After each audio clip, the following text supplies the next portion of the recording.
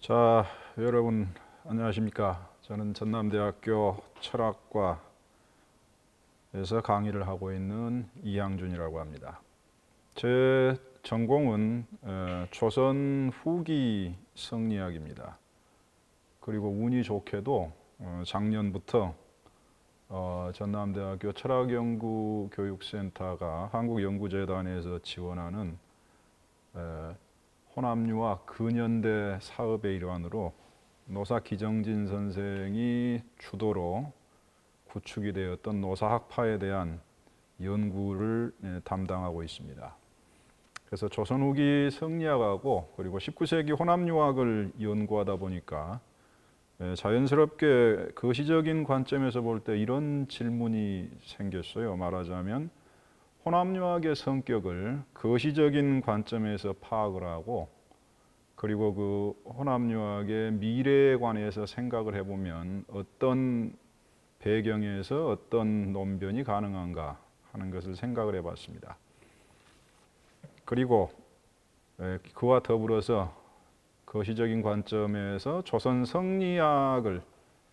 성리학자들이 가지고 있는 관념의 체계를 한번 모형화해 보면 그 모형의 관점에서 볼 때 혼합유학이라는 게 어떻게 나타날 수 있는가 하는 문제를 생각을 해봤습니다. 그래서 2019년에 관련된 논문을 하나 발표를 했고 그 논문의 내용을 요약해서 오늘 이 시간에 말씀드릴 PPT를 만들었습니다. PPT를 보면서 말씀을 드리겠습니다. 자, 간단한 이야기입니다. 다시 말하자면 학문의 상식에 속하지만 현재 있는 우리를 이해하려면 우리가 아무것도 없는 빈 공간에서 비역사적인 공간에서 탄생하지 않는 이상 반드시 어떤 역사적인 배경을 지니게 됩니다. 그 역사적인 배경을 어떻게 이해할 것인가의 문제는 철학에서는 지성사적인 배경이 될 것이고 사학에서는 물론 정치, 경제사, 미시사, 거시사 이렇게 여러 가지 분야로 나뉠 수 있겠죠. 그러나 그런 어려운 말을 하지 않더라도 그냥 가장 쉽게 이야기해서 자, 고려, 조선, 그리고 일제 식민지, 그리고 남북 분단, 그리고 현대 2020년의 대한민국 간단하게 줄여서 고려, 조선, 대한민국이라는 역사적인 변천을 가정했을 때 과연 어떤 변화가 어떻게 생겨났고 그 사이에서 조선 성리학이 가지고 있었던 의의가 무엇이었는가를 생각해 볼 수가 있습니다. 고려에서 조선으로의 변화에 관한 이야기인데 너무 광범위한 얘기가 되니까 한 가지 사례만 들어서 간단하게만 말씀을 드리겠습니다. 우리는 이렇게 물어볼 수 있죠. 현재 우리 대한민국이 어떠한 곳인가를 알고 싶으면 이 대한민국의 이전에 있었던 조선과 같고 다른 점을 비교해 보면 됩니다.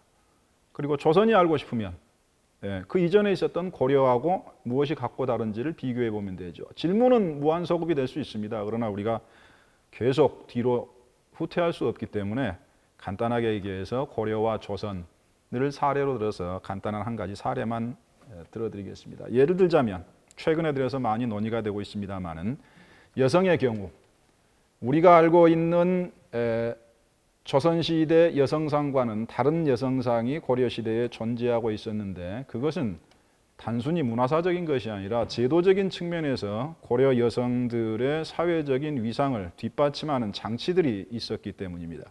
가장 대표적인 게 뭐냐?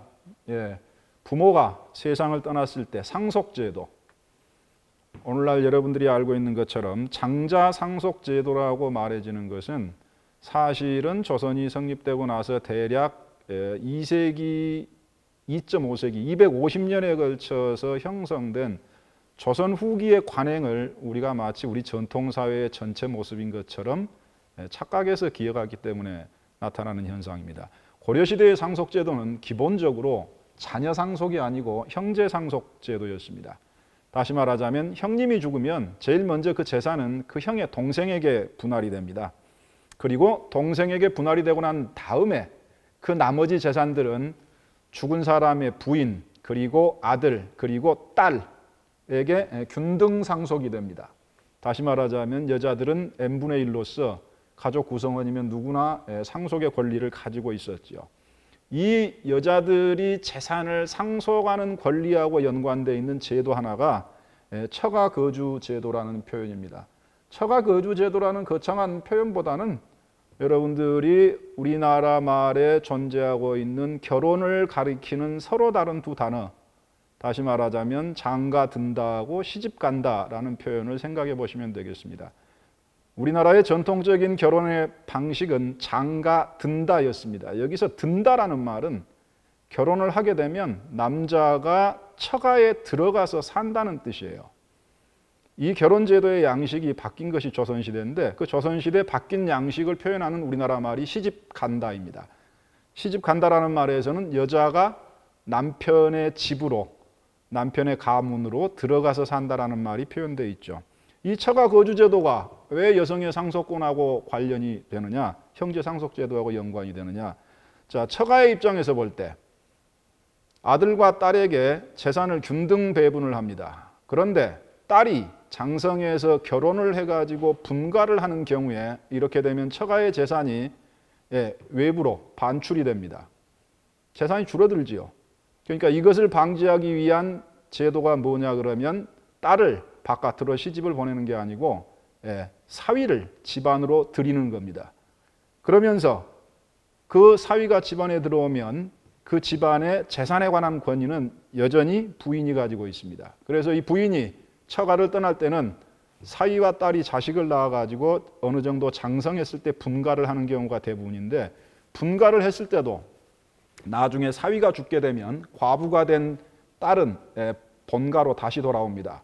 그러면 본가에서 가족 구성원들에게 상당히 높은 존경과 대우를 받고 말년을 보내게 돼 있어요. 왜? 재산을 가지고 있으니까.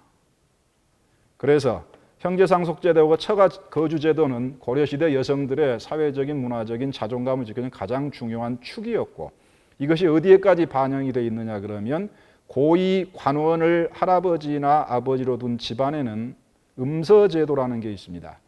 그 집안의 자녀들이 과거를 거치지 않고 비공식적으로 관직에 나아갈 수 있는 권리지요. 그런데 언뜻 보면 이 음서제도는 아들에게는 음서가 주어지지만 딸에게는 주어지지 않아요.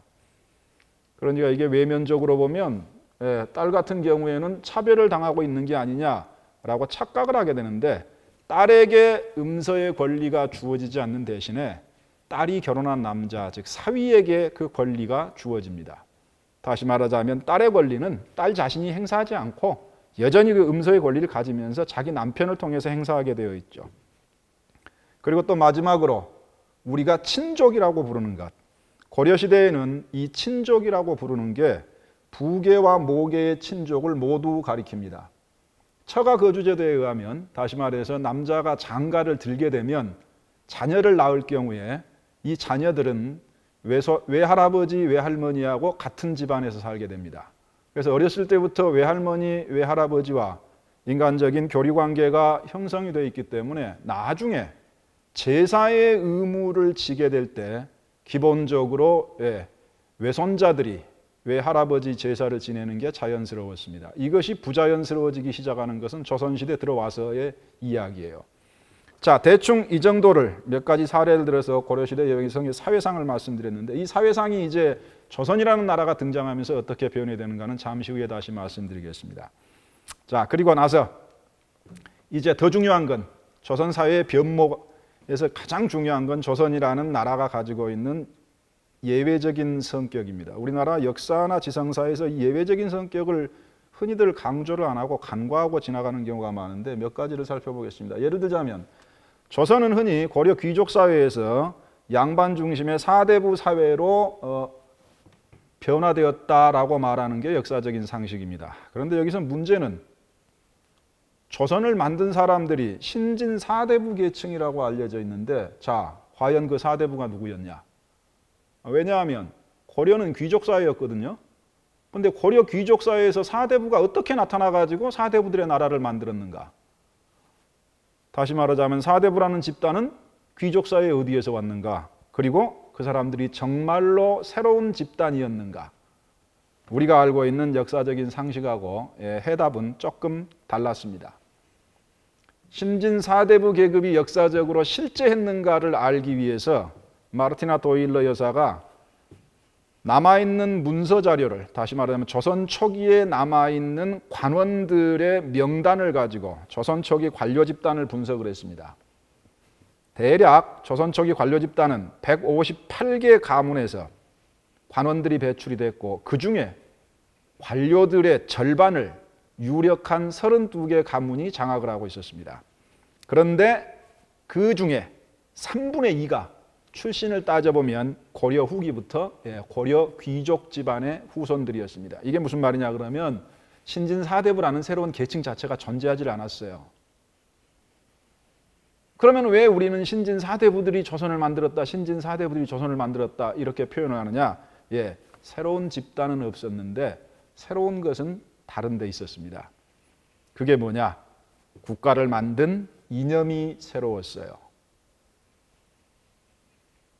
이 조선이 세워지는 과정은 놀랍게도 유럽 근대에서 근대 국가가 세워지는 과정하고 그 순서가 일치합니다. 말하자면 프랑스 대혁명이 선행하고 그 다음에 공화정이 들어섭니다. 이것은 무슨 말이냐 그러면 근대 공화국가로서의 프랑스는 국가의 이념이 먼저 존재했고 그 이념에 맞춰서 국가가 만들어졌다는 뜻이에요. 그런데 조선이 그런 나라였습니다. 다시 말하자면 성리학이라는 이념이 선제했고 그 성리학이라는 이념에 맞춰서 나라가 직조가 됐어요. 그래서 우리가 몰랐던 조선이 가지고 있는 동북아 문명사에서 조선이라는 나라가 가지고 있는 역사적 특이성이 하나 있습니다. 제가 어디 가서 다른 사람들이 이런 말 하는 걸 거의 들어보질 못했어요. 다시 말하자면 조선은 유학이라고 불리는 동북아 문명권 전체에서도 딱 한 번밖에 없었던 가장 예외적인 나라였습니다. 그 예외적인 나라는 뭐였냐 그러면 첫 번째 예외적인 성격은 두 번째 나오는 겁니다. 유학이 BC 5세기경 중국 춘추시대 중기에 나타나고 난 다음에 중국, 한국, 일본, 베트남 등지로 퍼져나가는데 이 모든 유학의 2500년 역사에서 유학자들이 나라를 만들었던 적이 단 한 번이 없어요. 오직 한 번. 한반도에서 고려를 조선으로 바꿀 때 유학자들이 직접 건국 과정에 참여해서 고려 자체를 해체시키는 과정에도 참여하고 그리고 조선을 건국하는 과정에도 참여해서 나라를 만듭니다. 그 나라를 만들 때 이 유학자들은 어떻게 생각을 했느냐? 자신들이 가지고 있는 유교적인 진리를 역사적으로 구현한다라고 생각을 했습니다. 다시 말하자면 조선은 유학이라고 불리는 학문 전통이 역사적인 실험을 해본 거예요. 그 역사적인 실험이 뭐였냐? 유학의 진리로 국가를 구성한다. 다시 말하자면 유교 진리 국가를 만드는 거였습니다. 조금 이따 말씀을 드리겠지만 이 유교 진리 국가라는 말 속에 매우 중요한 함축이 하나 담겨 있습니다. 그 말은 뭐냐 그러면 진리와 국가를 동일시한다는 발상이에요. 이건 조금 이따 말씀을 드리죠. 그게 이제 굉장히 중요한 키워드가 됩니다. 그래서 조선이 유학자들이 만든 나라고 유학사에서 유래를 찾아보기 힘든 예외적인 케이스고 유교 진리 국가라면은 그 유교 진리 국가로서의 조선의 진리성을 뜻하는 낱말이 뭔가? 그것은 당연히 성리학의 성정리라는 글자에서 나온 리라는 개념입니다. 그래서 저는 조선을 이렇게 부릅니다. 유교 진리 국가 그리고 리의 나라, 리국이라고 부릅니다. 그래서 고려에서 조선으로의 전환은 우리가 다 알고 있다시피 불교 국가에서 유교 국가로의 전환이었습니다. 그런데 우리가 잘 모르는 건 불교 국가에서 유교 국가로 전환돼 가지고 다시 말하자면 유학의 진리를 한반도에서 역사적으로 구체화하겠다는 실험이 실질적으로 만들어낸 결과가 무엇인가? 이 문제를 생각해 보는 사람들이 별로 없는데 자, 저는 여기에 대해서 딱 한마디로 대답합니다. 제가 대답한 게 아니고 마르티나 도일러 여사, 우리나라의 스위스 사람 아직도 생존해 있을 겁니다. 우리나라에 와서 연구해 가지고 우리가 잘 알고 있는 한국의 유교화 과정이라는 책을 썼죠. 제가 그 책을 보고 깜짝 놀랐습니다. 왜 놀랐느냐 그러면 저도 조선사회가 조선 후기 성리학을 전공하니까 조선사회의 특징이 그럴 것이다 라고 알고는 있었어요. 그리고 우리나라 사회학자들도 흔히 쓰는 말이 있습니다. 조선은 가부장제 사회다. 이런 말은 다 알아요. 다 아는데 그것의 가장 핵심이 무엇이냐를 딱 집어서 개념화시킨 표현을 저는 이 책에서 발견했습니다. 그 책이 뭐냐 그러면 이 마르티나 도일러 여사님이 제가 인용을 해놨는데, 제가 보기에도 저도 동의하는 바이지만 조선은 한국 사회의 유교화 과정에서 가장 근본적인 특징은 의심할 나위 없이 그 다음에 나오는 6글자에 있습니다. 부계, 종족, 체계. 무슨 말이냐? 부계 친족 사회가 출현했습니다. 그리고 이 부계 친족 사회를 만든 주체들이 사대부라고 불린 사람들이었고 사족이라고 불린 사람들이었습니다. 그래서 이게 만들어진 유교 진리국가의 역사적인 실상입니다. 이것이 우리가 아는 조선이고, 이 조선이 만들어지는데 대략 250년이 걸렸습니다. 그 250년, 그러니까 1392년에 조선이 만들어지니까 1400년 잡고 250 더하면 1650년 이후가 됩니다. 제가 이따 왕국체제라는 표현을 쓸 텐데, 왕국체제가, 조선의 왕국체제가 몰락하는 게 1636년이에요. 그런데 조선은 왕국이니까, 왕의 나라니까 왕국이 무너지면 조선이 무너져야 됩니다. 그러나 역사적인 조선은 1910년까지 유지가 됐죠. 그것을 이어지게 만든, 왕국체제가 무너졌음에도 조선이라는 국가를 이어지게 만든 게 무엇이었냐? 그게 이제 사국체제인데, 거기에 관한 내용하고 이것이 굉장히 긴밀히 연관이 되어 있습니다. 자, 우리가 아는 조선에서 고려사회의 다른 점, 첫째, 친족 개념이 편향화됩니다. 다시 말하자면 모계는 이제 더 이상 친족 계열로 편입시키지를 않아요. 그래서 사람들은 부계의 출신이 중요해집니다. 부계의 출신이 중요해지니까 부계의 가계를 특권화시키는 제도적 장치가 필요해요. 자, 여기서 조선 유교 진리국가로서의 조선이 가지고 있는 시대착오적인 성격이 드러납니다. 다시 말하자면 조선을 만든 성리학자들은 이 친족 개념이 편향화된 부계친 중심의 친족 개념으로 사회를 하이어라키를 만들려고 했는데, 그 모델을 어디서 구해오느냐? 중국 역사에서도 이미 오래전에 사라진 주나라의 종법제에서 가져옵니다. 그래서 종법제, 이 종법제가 이제 장자상속으로 이어지는 거죠. 그래서 종법제와 부계친이 강화가 되고 제사 개념이 편향화됩니다. 따라서 아까 말씀드렸지만 고려시대에는 외손자가 외할아버지 제사를 지내는 게 자연스러웠어요. 그러나 부계친이 강화되면서 부계가 강화되면서 이제 외할아버지 제사를 지내는 것은 불가능해집니다. 부계를 따라서만 제사가 이루어지죠. 그리고 가장 큰 변화는 형제 상속이 변화됩니다. 그래서 장자 상속 제도가 만들어져요. 딸은 어떻게 되느냐? 그럼 고려시대에 딸에게 주어지던 재산권을 이제는 어떻게 하느냐? 그러면 사위에게 줍니다. 다시 말하자면 여자는 재산권을 받을 수가 없어요. 자, 이렇게 하면서 장자를 특권화시키죠. 제사의 의무를 주면서 가족을, 친족 체계를 이끌어가는 의무를 주는 만큼 장자에게 권리를 주어야 됩니다. 이런 현상 때문에 조선 사회가 16세기 중반을 지나면서 나타난 게 뭐냐 그러면 사회 전체에 걸쳐서 광범위한 불평등이 나타납니다. 첫 번째, 재산권에 따라서, 상속권의 유무에 따라서 남자하고 여자가 차별되기 시작합니다. 남자에게는 상속권이 있지만 이제 여자에게는 없어요. 형제간에도 차별이 나타납니다. 왜?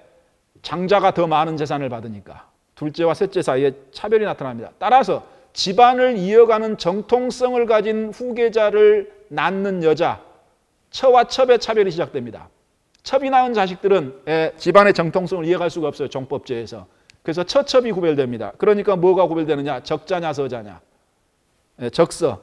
다시 말해서 사회 전체에 걸쳐서 광범위한 불평등이 나타나기 시작을 합니다. 무슨 말이냐 그러면 유교 진리를 구현했다는 조선이 만들어낸 사회는 유감스럽지만 전 사회 전체를 매우 불평등한 사회로 만드는 결과를 초래했습니다. 그래서 오늘날 우리들이 전통사회에 가지게 돼서는 부정적인 이미지의 90%가 사실은 17세기 중반, 그러니까 1650년 이후부터 1910년 사이에 만들어진 조선 후기에 대해서 우리들이 가지고 있는 관념적인 모형이 거의 90%입니다. 그리고 이 사회는 결코 하루아침에 이루어지지 않았어요. 거의 250년에 걸친 사회 변화의 결과였고, 그 이전에는 고려 사회가 있었고 그 사회는 우리가 아는 조선하고는 매우 달랐습니다. 자, 그러면 이제 철학적인 관점에서 볼 때 그 조선이라는 나라의 주체들이라고 생각했던 사족들은 자신들의 나라에 대해서, 자신들의 사회에 대해서 어떤 생각, 어떤 관념 체계를 가지고 있을까? 이걸 한번 분석을 해봤습니다. 이걸 분석하면서 재밌는 걸 발견했어요. 무슨 말이냐? 사람들은 흔히 역사적으로 조선이 언제 망했느냐라고 말할 때 1905년 을사보호조약이든지 경술국치 1910년이든지 1905년 아니면 1910년이라고 그럽니다. 저도 그렇게 생각해요. 역사적인 조선은 그때 망했습니다. 그러나 관념체계의 측면에서 보자면 조선을 지탱하고 있던 절대적 관념으로서의 성리학이 몰락했다라고 말할 수 있는 상징적인 해는 언제일까? 역사적인 몰락처럼 1905년하고 1910년일까? 제가 보기에는 그렇지 않습니다.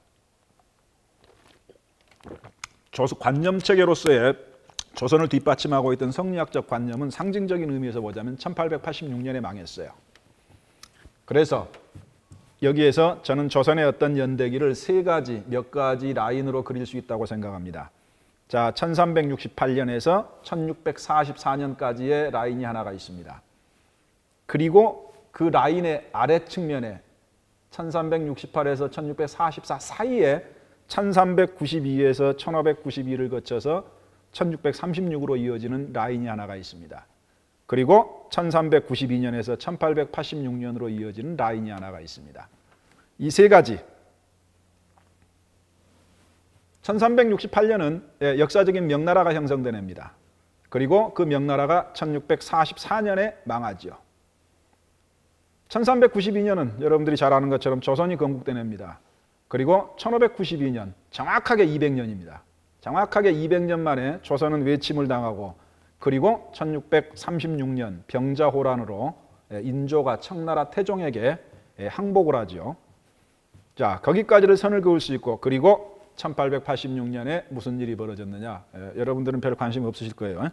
그러나 만약에 여러분 중에 캐톨릭 신자가 계시면 혹시 성당이나 캐톨릭 신앙생활을 하시면서 1886년이 한국 캐톨릭 교회사에서 매우 중요하다라는 말을 들으셨을 겁니다. 왜 중요하냐? 그해 조불수호 통상조약이 맺어졌습니다. 조불수호 통상조약이 왜 캐톨릭하고 중요하냐? 그 조불수호 통상조약의 구항 2관, 오늘날 말로 하자면 9조 2항이 한국 캐톨릭이 사교라는 이름으로부터 합국제조약에 의해서 합법적 지위를 획득하게 만드는 구절을 포함하고 있어요.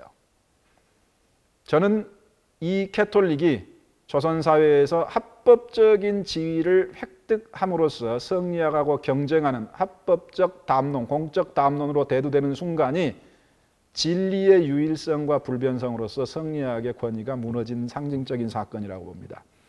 그래서 아래에서는 이제 다음부터는 이 세 가지 관념의 선들의 제목을 붙여서 그것들의 특징과 의의를 간단하게만 말씀드리겠습니다. 자, 이런 겁니다. 그 뿌리에 있는 건 뭐냐? 앞에서 말씀드렸습니다. 진리국가, 리국. 다시 말하면 조선은 유교 진리국가다. 유교 진리국가로서의 조선이 가지고 있는 근본적인 특징이 뭐냐면 국가와 진리를 동일시한다는 거예요. 조선이 진리 그 자체의 구현물입니다. 자, 그래서 진리 자체의 정당성을 뜻하는 말이 도통이라는 말이고 조선을 다스리는 정치적 권리의 정당성을 뜻하는 말이 치통이라는 말입니다. 다시 말하자면 조선은 도통과 치통이 일치해요. 나중에 조선이 망하면서 이 도통과 치통을 일치시킬 것이냐의 문제가 발생을 합니다.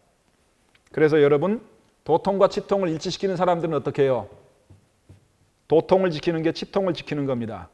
그래서 그 사람들이, 유학자들이 의병장이 됐고 만주로 가서 국권 회복 운동을 벌여요. 독립운동을 벌여요. 왜냐하면 국가를 되찾는 게 진리를 되찾는 거거든요. 자, 근데 어떤 사람은, 유학자 중에 어떤 사람은 유학의 경서를 쌓아들고 바다로 섬으로 들어갔습니다. 개화도라는 섬으로. 전주의 간제전우라는 분이죠. 그리고 나라는 망했지만 도통은 전수해야 된다. 도통은 지켜야 된다라고 해서 제자군을 길러내기 시작했습니다. 그런데 그 생각 속에 뭐가 하나 숨어 있느냐 그러면 도통과 치통이 분리될 수 있다는 생각이 숨어 있어요. 자, 여기까지는 괜찮습니다. 여기에서 한 걸음 더 나가 보세요. 다시 말하자면 유교적 진리 개념 자체를 부정해 보세요. 뭔만 남습니까?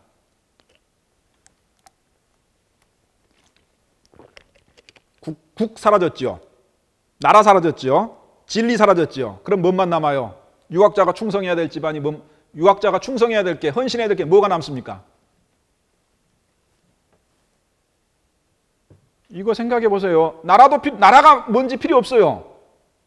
그리고 이데올로기가 뭔지, 진리가 뭔지 필요 없어요. 내가 헌신해야 될 건 그러면 하나 남습니다. 뭐예요? 조선이 어떤 사회였어요? 북의 친족 사회, 친족 집단. 그래서 집안을 위해서 뭘 합니까? 국가의 성격을 따지지 않고, 다시 말해 현재 지배체제의 성격을 따지지 않고, 그것의 이데올로기적 진리성을 논란하지 않고 어떻게 해요? 집안을 위해서 봉사해요. 그게 뭐예요? 친일파예요. 조선 성리학이 어떻게 해서 친일의 논리로 옮겨가느냐가 유학자들이 친일파가 되는 게 우연히 나오는 게 아니라고요. 이념의 몰락의 순서의 끝에 나오는 게 방향을 잃어버리면 친일파가 자연스럽게 튀어나오게 되어 있습니다.